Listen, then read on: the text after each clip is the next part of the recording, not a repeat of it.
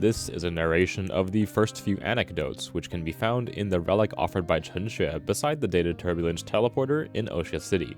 4 are currently available as of Act 2 of Part 2, Chapter 1. Ajita, Baiji, Litost, and Songque. Ajita, Wish-Granting Pot. Artifact Code Curio Class 23. Artifact Name Wish-Granting Pot. Appearance: a small pot made of kiln-fired cinnabar clay, origins and age unknown. Comes with a lid that stubbornly refuses to budge despite numerous attempts.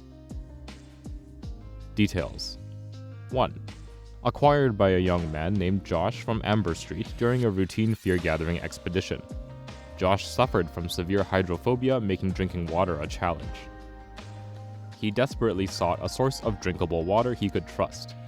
According to his family, the pot, while in Josh's possession, was empty inside, with the lid being the only enigma, firmly sealed shut. 2.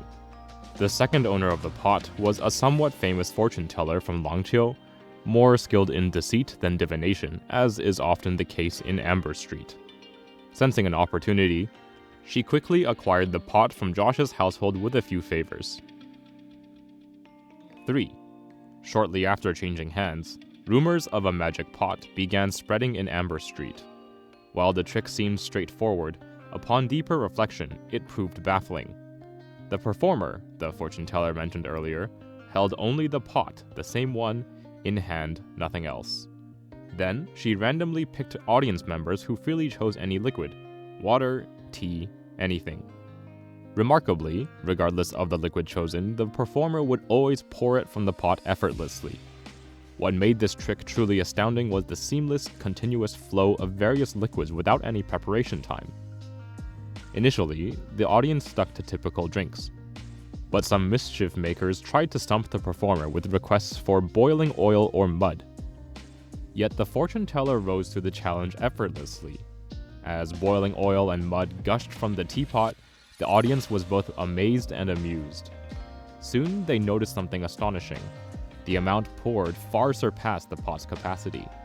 Soon, some thought they were clever and demanded to inspect the pot, convinced it hid some clever mechanism. They were left disheartened as the firmly sealed lid defied all attempts to open it.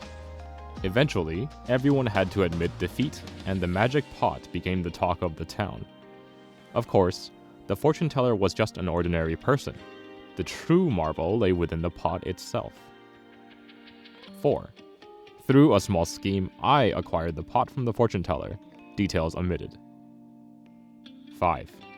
In recent days, this pot has become an invaluable resource for me in crafting magical artifacts, its endless contents proving indispensable. If an ordinary person were to obtain this pot, they might try various ways to make it pour out exquisite beverages to satisfy their desires. Yet, someone has already proven to me that as long as it's a liquid form, even if it's not typically a liquid substance, it can be poured out, such as rare and precious metals.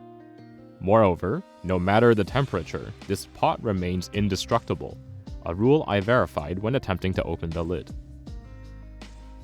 Based on the current investigations, it appears we can draw a conclusion. Curio Class 23 Wish-Granting Pot has the ability to pour out any liquid desired by the holder.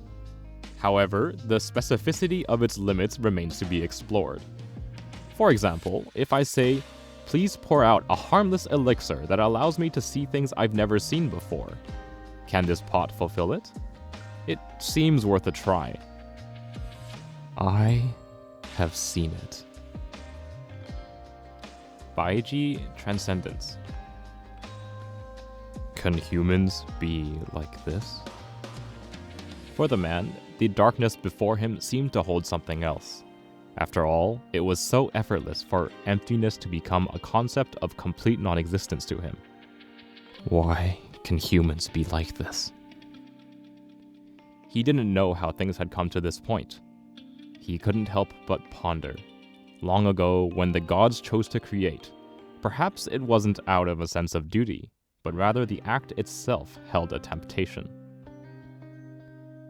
If so, can I still be called a human? The man, often considered a sage, seemed somewhat lost as he voiced this question. Before exerting the power before him, whether it was the flow of time or a fleeting glimpse of a star halo, anything he contemplated was so elevated. Future matters were another story, but at this moment, he, who should have been esteemed beyond measure, felt like an animal discovering for the first time the merciless fire used for cooking meat. Even he, apart from being dazzled by this power, couldn't do anything else in the short term. The only difference was that he was more aware than others that the more powerful a tool, the more important it was to understand its limits from the outset. For this reason, he continued to try. The lifeless were no longer worth mentioning.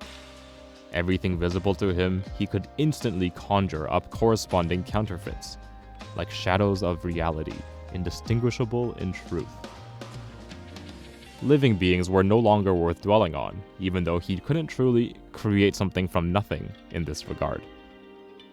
In the past 2 hours alone, merely to save space, he had killed himself many times. At this point, he still considered it unremarkable. Creating something from nothing in the world he inhabited was merely a slightly dangerous natural phenomenon. Even though it wasn't as unrestricted as it was at this moment, he had long been able to do it. But what more could there be beyond this?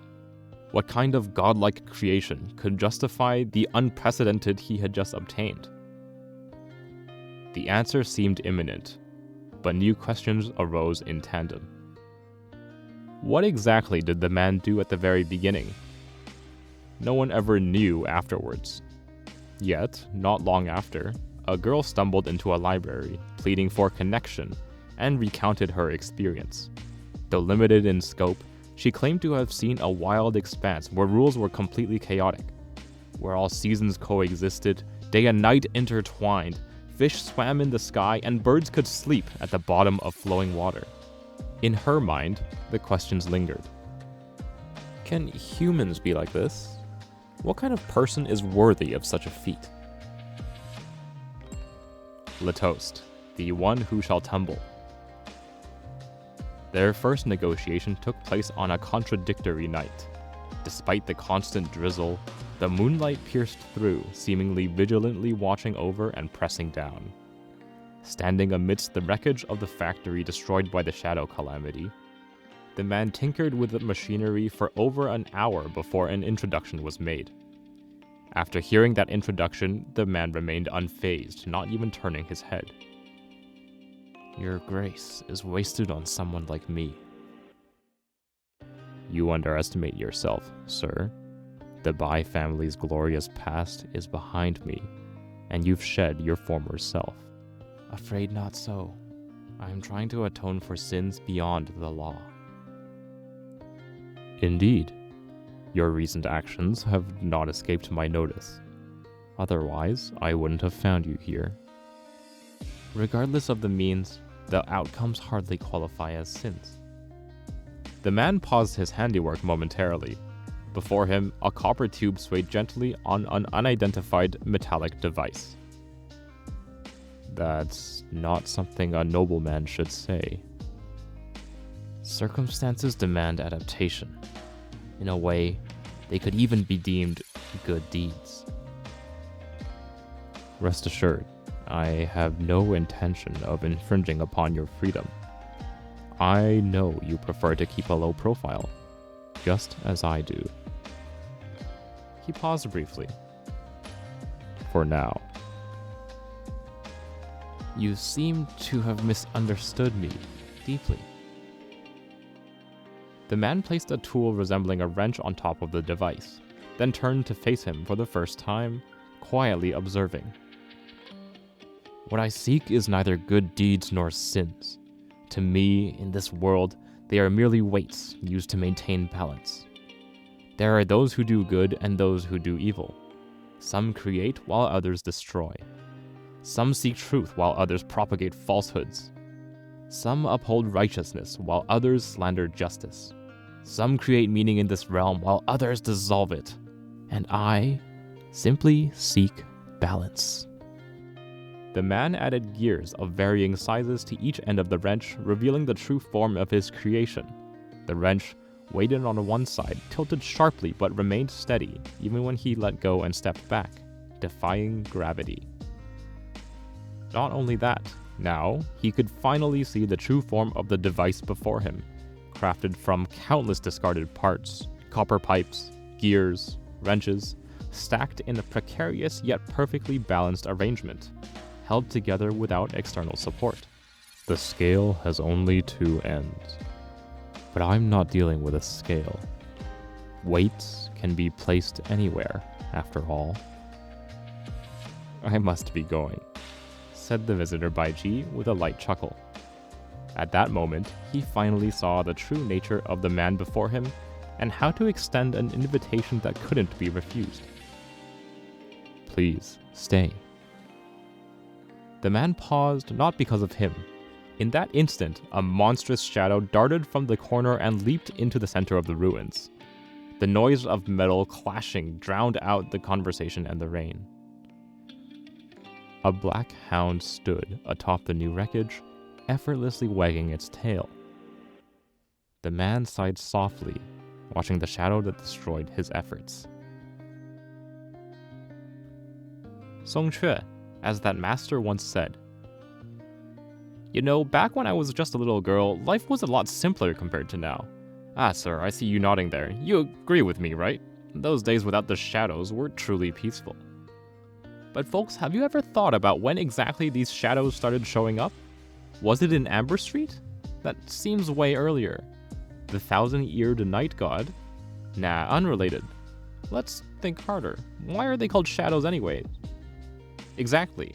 When you get down to it, shadows are just the darkness that's not touched by light. No one can see clearly in pitch darkness, so darkness is just another name for the unknown. It can be dangerous, so people fear it. It's almost instinctual. As for today, the shadows have never truly left. They've just been temporarily driven away by fire and illumination. But relying too much on those has made modern folks less resistant to the shadows. The lower the resistance, the higher the chance of being attacked by darkness, and the shorter the dark times we have to endure. So guess when the shortest darkness comes? Right. It's when you blink. Hey, I'm not just talking nonsense here. Think about it, ma'am. When you blink, your eyes close, right?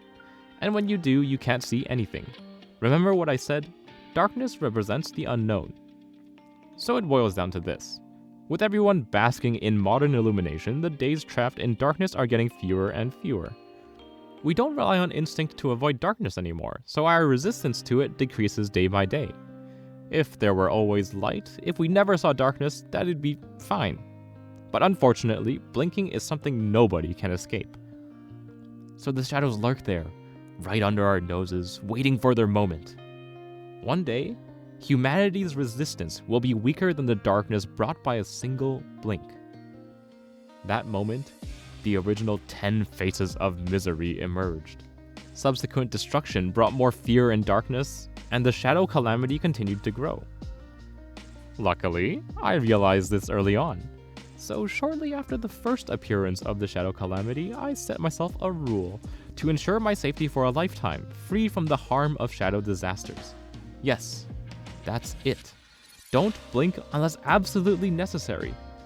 Actually, in the past 3 years, I haven't blinked even once. That's the survival tip I'm giving out for free today. Blink every day and the shadows will come knocking. Keep your eyes open and fortune will come your way. Come on everyone, follow my lead and start exercising those eyelids. For those who aren't used to this technique yet, come take a look at our talisman water. One dose can counteract the effects of one blink. The more you blink, the more you'll need to stock up.